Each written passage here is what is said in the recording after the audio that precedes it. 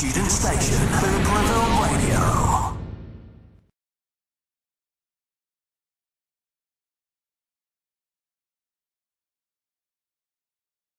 We have reached another pivotal topic of conversation. Favourite England moment from a World Cup that you have witnessed? Favourite England moment? Oh, and for James, in this case, it can be any. I was going to say them losing every time. Or we can split it halfway. Favourite England moment and favourite other moment that you've seen in the World Cup. Cup moment. Where outside of England, when Johnny Heitinga got sent off, that was funny.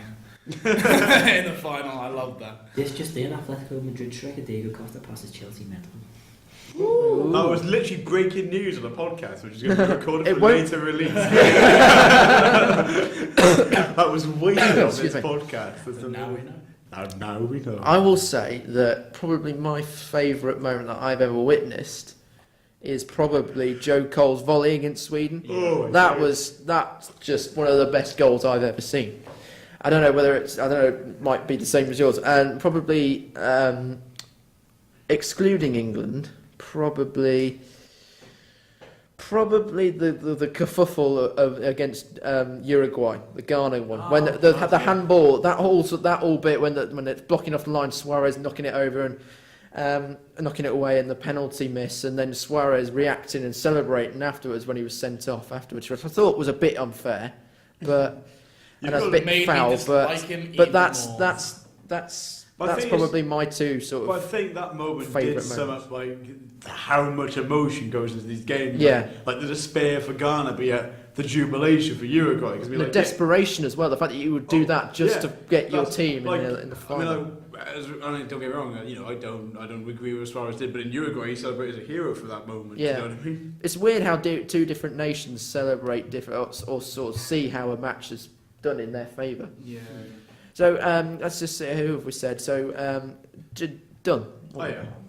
What would be your favourite England moment, if you have any, and or World Cup in general? I wouldn't say this was a favourite England moment. It can be iconic. But the most memorable for me, it was because I got into football about 2003 when I was in year 6. I got in about 2005, I think, just before the World Cup in Germany. Which was it was England Brazil.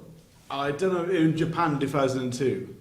And it was I don't know if you remember it, but I don't know if the same for you as well. But my school let us stopped, didn't have lessons in the morning, so we all sat down in the assembly room around this small TV. We had it on a projector in our secondary because school, massive projector. you're fine. It's only about me. You noticed my accent with the small.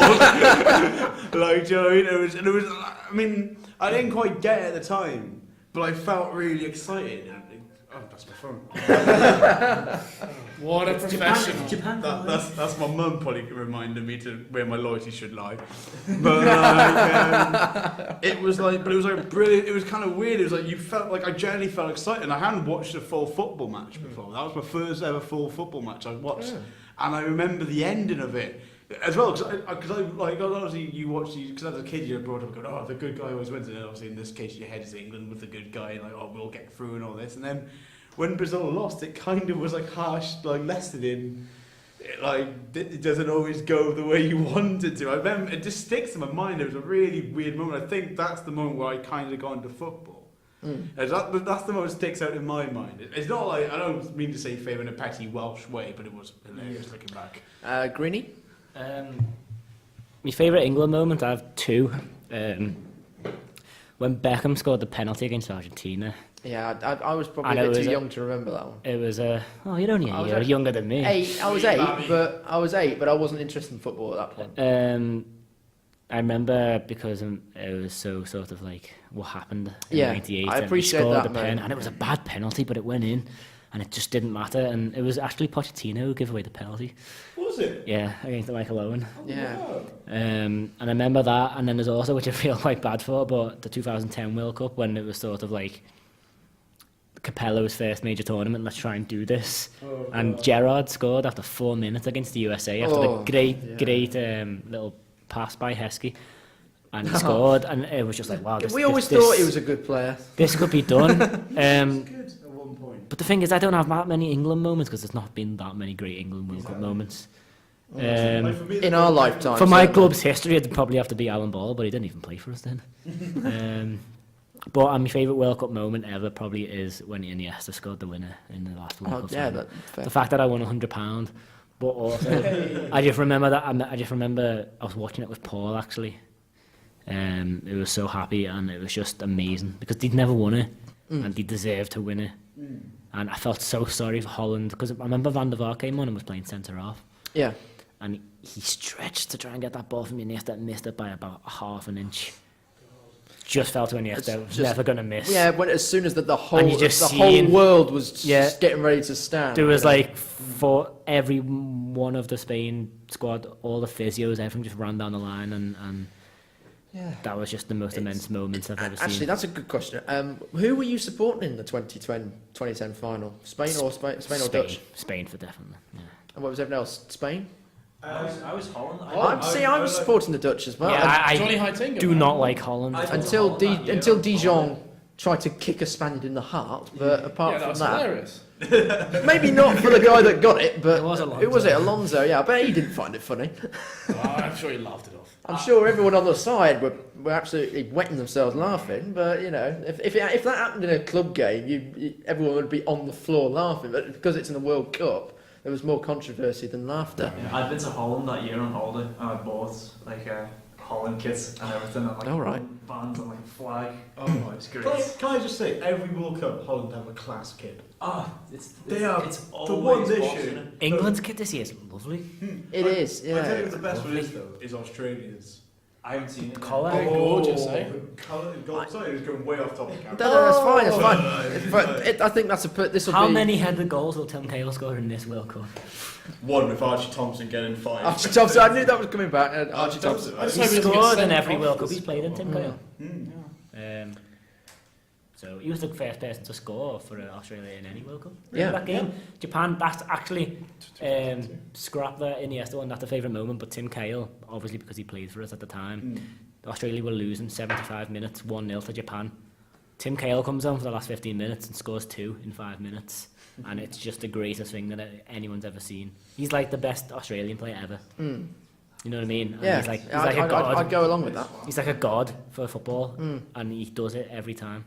The last World Cup, and he got sent off against Germany in the first game, remember? And it wasn't a sending off.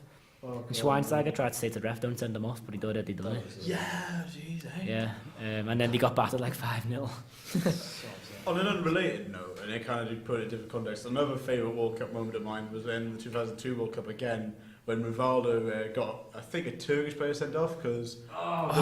Yes. All hit him in there. Yeah, the Turkish player threw the ball at him. I don't know what he was thinking. He should have got a best actor nomination at the Oscars. It was amazing. It was just genuinely brilliant. It's just the audacity to go, I can get sent off here. Did he get fined for that later on? I think he must. Or he definitely got cautioned. Yeah. But yeah. But anyway, it's time. We're going to prepare for the final Hey, Tom round. didn't do Oh, his go on most. then, Tom. Go on. Sorry. I don't necessarily have a favourite England. No, honestly, not really. Nothing really sticks out to me as a favourite England moment. My 2 favourite moments in the World Cup were, well, one at least is, we mentioned it earlier, New Zealand. Yeah. Drawing all the games. Like, Fair play. proper First underdogs. New Zealand hit you in the last World Cup. Ah. Amazing. They scored first as well, didn't they? Off Yeah. a free kick. Winston Reid, guy who plays for West Ham, he's the one who equalised in the last minute. Yeah, Unreal. definitely New Zealand being the total underdogs and coming out unbeaten.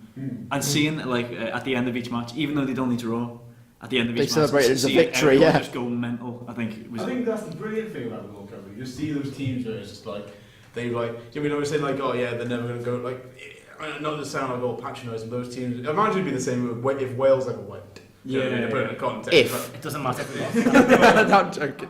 If you drew the World Cup, you're at the World Cup. Yeah, that's it. Yeah. And it's like do you know what I mean, like you see like these players who just like I know it's like the kind of naivety, but the part-time players as well. There's like just so amazing to see them there. They just enjoy it so much. It does. I mean, especially I know the whole thing about footballers getting paid too much. It is a nice reminder that people do actually like playing football. Someone Winston Reid can score against Buffon, and it'll be the best thing. Yeah, that's it. But that's kind of similar to something. What's so great about the World Cup is that like I love watching England at the World Cup. I love the World Cup. Yeah, But I also love sitting down and watching Belgium versus Ecuador. Oh god, that was the best. When normally You're a bit too loud. when normally you wouldn't watch that type of match, Yeah. but at the World Cup, Yeah. you want to sit down and watch Croatia versus, you know, Czech Uruguay. Republic, Yeah, because it's just a completely like teams you would never meet ever, like Yeah. Chile point. versus like China. You know what I mean? It's just fantastic. That's why I love the World Yeah, Cup. that's a good point. Blackmore, what's your view on your favourite moment, What, for England? or England, or in general World Well, I Cup think that it's enough you've to- seen? As I said, I don't have a favourite England moment. I just like the build-up towards it. Because you get 4 years ago now, these guys are useless. And it's happened to me already after the Peru game. I'm just like, but what if? They could do this, couldn't they? Yeah. Look at that Sturridge goal, that's beautiful. No one else can do that. It's a bit sad as a Welshman to watch this from a distance. It is, it's happening. I tell you And what- and they're playing tonight and they're going to beat Ecuador like 4-0 or something.